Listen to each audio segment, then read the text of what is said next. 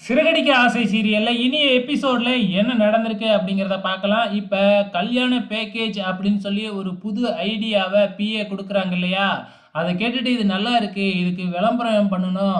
அதுக்காக யாராச்சும் மாடல கூப்பிட்டு நடிக்க வைக்கலாம் அப்படின்னு மனோஜ் பேசிக்கிட்டு இருக்கும்பொழுது, அந்த பிஏ ஜீவா இருந்துகிட்டு, எதுக்காக புதுசா மாடலு?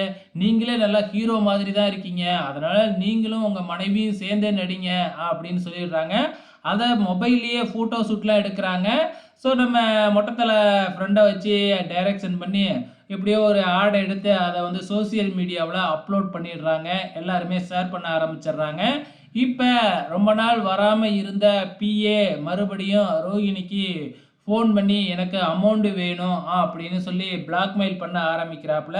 ரோகிணி என்ன செய்றாங்க அப்படின்னு பார்த்தீங்கன்னா, "பணம்லாம் என்கிட்ட இல்ல, தர முடியாது" அப்படின்னு ஃபோன கட் பண்ணிடுறாங்க. எப்பயுமே தயங்குவாங்க. ஆனா, இப்ப ரோகிணி வந்து பார்த்தீங்கன்னா, தைரியமா பணம் குடுக்க முடியாது அப்படின்னு சொல்லிட்டாங்க. சபரிமலைக்கு போன நம்ம முத்து மலையிலிருந்து வீடு திரும்பிட்டாப்ல. வீட்டுக்கு வந்த உடனே நம்ம மீனா இருக்கிறத பார்த்துட்டு ரொம்ப சந்தோஷப்படுறாங்க. ஸோ சபரிமலையிலிருந்து வாங்கிக்கிட்டு வந்தது எல்லாத்தையும் வீட்ல இருக்கிறவங்க எல்லாருக்குமே குடுத்து ரொம்ப சந்தோஷப்பட்டுக்கிட்டு இருக்கிறாங்க. இதுக்கப்புறம் என்ன நடக்குது? நம்ம மீனா வந்து நம்ம முத்து எடுத்துக்கிட்டு வந்த பிரசாதத்த எடுத்துக்கிட்டு போயிட்டு அவங்க அம்மா வீட்ல குடுக்குறாங்க. அப்ப அங்க சீதா வராங்க. சீதா வந்து என்ன செய்றாங்க அப்படின்னு பார்த்தீங்கன்னா, அவங்க ஹாஸ்பிட்டல்ல நடந்த ஒரு பிரச்சனைய சொல்றாங்க. அதாவது ஒரு பொண்ணு வந்து பார்த்தீங்கன்னா, தன்னோட பையனுக்கு ஃபீஸ் கட்டுறதுக்காக ஹாஸ்பிட்டல்ல இருக்கிற பணத்த கொஞ்சம் திருடிடுச்சு. அத நான் கண்டுபிடிச்சுட்டேன். ஆனா என் கையில, என் கால்ல விழுந்து அழுதுகிட்டு இருக்கு. என்ன பண்றது?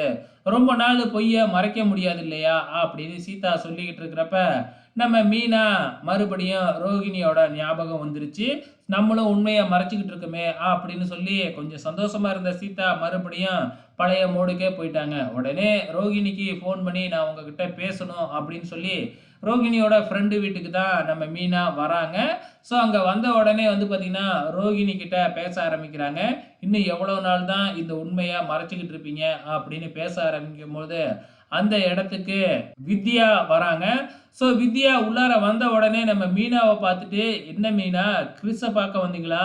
ஆமா ரோகிணி நீ எங்க இங்க வந்த?" அப்படின்னு சொல்லி எதுவுமே தெரியாத மாதிரி கேட்கறாங்க. ஸோ மீனாவுக்கு உண்மை தெரியும் அப்படிங்கிறது இன்னும் வித்யாவுக்கு தெரியாது இல்லையா? இதோட இனி எபிசோட் முடிஞ்சிருச்சு. வெயிட் பண்ணி பார்க்கலாம். நாளைக்கு என்ன நடக்க போகுதுன்னு.